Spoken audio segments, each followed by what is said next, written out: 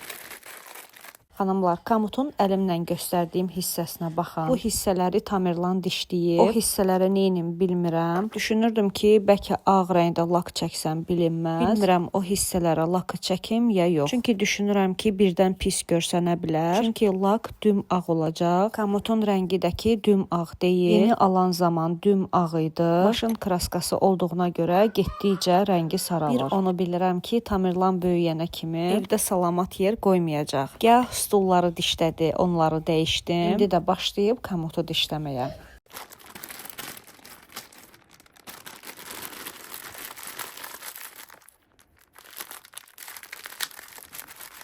Baxın, xanımlar, sirmədən bütün lazımsız əşyaları ləğv elədim. Mənə nə lazımdırsa, hamısını yığdım bura. Bir qabda gördüyünüz kimi yalnız saatlardır. Birində açkilərdir, digərində epilator və onun adapterları, naushnik və proxadniklar. Bu qabda isə kavrolar ki, bunları heç istifadə etmirəm. Yalnız bu qəhvə rəngini istifadə edirəm. O da ki, nadir hallarda. Birisi qabda isə mənim mini tripodlarımdır. Gördüyünüz lazer aparatıdır.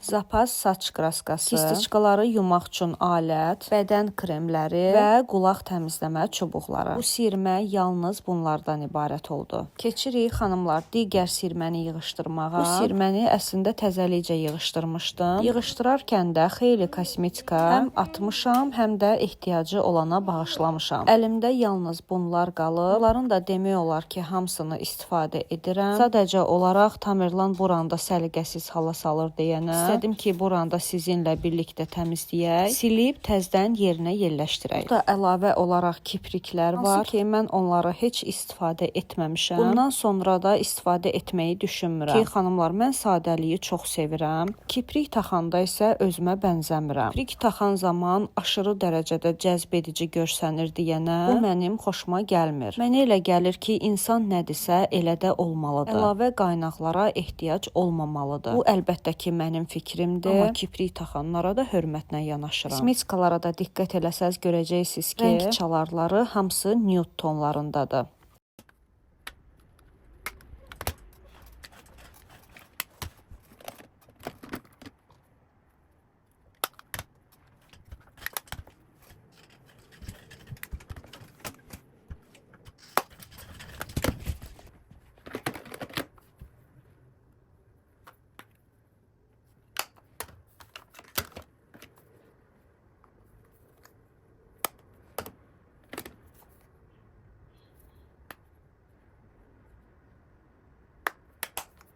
Xanımlar, bu highlighter sadəcə möhtəşəmdir. Markası Top Face-dir. Qiyməti də ki, orta, hər mağazin özünə məxsus qiymət qoyur. Bilmirəm, ya 14 manat idi, ya 15 manat. Amma bir onu bilirəm ki, hər gün istifadə edirəm. Çox bərəkətlidir. Üzdə oturuşu da mükəmməldir.